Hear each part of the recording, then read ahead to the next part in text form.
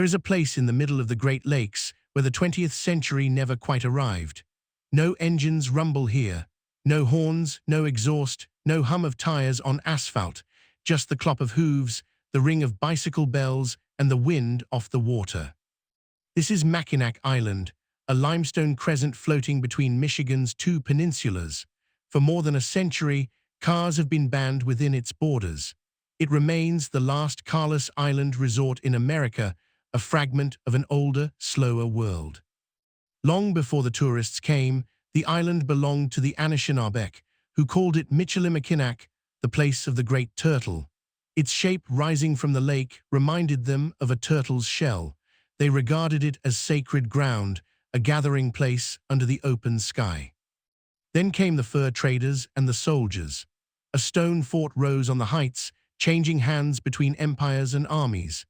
By the mid-1800s, the muskets fell silent, and a new kind of visitor arrived, the vacationer, seeking cool air and clear water. The railroads and steamship lines saw opportunity in the breeze. They needed somewhere to send their passengers, somewhere grand. And so, in the spring of 1887, ground was broken on a hotel unlike any other. It went up astonishingly fast, built in a single season by men working through the summer. When it opened in July of 1887, it wore a porch that seemed to stretch to the horizon. 660 feet of columns and rocking chairs, said to be the longest in the world. They called it simply the Grand Hotel. Guests arrived by steamer, stepping onto the dock in linen suits and long dresses. A room cost as little as $3 a night, an extravagance for some, a summer ritual for others. From the great porch, they watched the freighters slide across the Straits of Mackinac. Below them, gardens blazed with geraniums. The whole hotel seemed designed for one purpose, to make time pass gently and slowly. But something was stirring on the mainland. In the 1890s, the first horseless carriages sputtered onto the island's roads. The horses panicked. The carriages backfired. To the islanders, these machines were a menace to a hard-won peace. In 1898, the village leaders made a decision that would define the island forever. They banned the motorcar outright.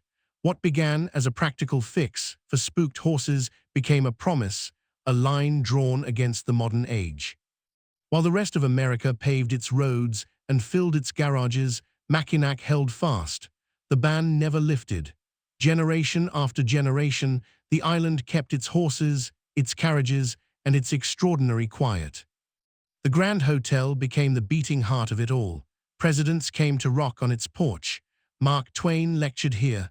Movie cameras rolled through its halls, capturing a place that already felt like a memory even as it lived.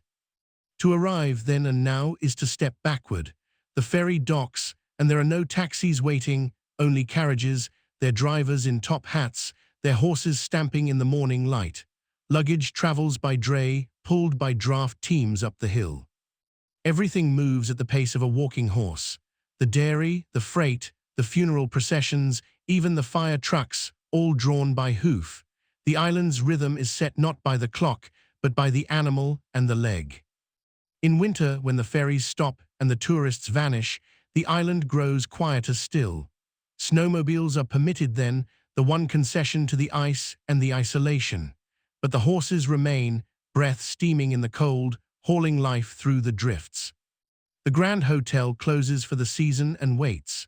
Its white facade stands against the grey lake, shutters drawn, porch empty. The rocking chairs are stored away, and the long summer's laughter fades into the wind. And every spring it wakes again.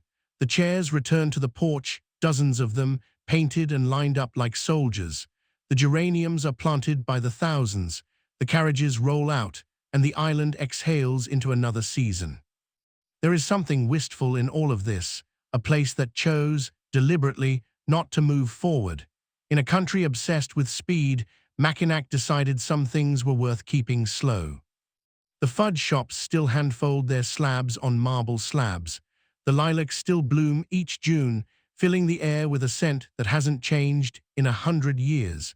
And the great porch still faces the water, waiting for whoever comes next. Perhaps that is the island's quiet gift, not a museum, not a relic, but a living argument that the past need not be paved over, that a hotel and a whole island can hold the door open to another time. And so, for now, the horses walk on and no cars are allowed.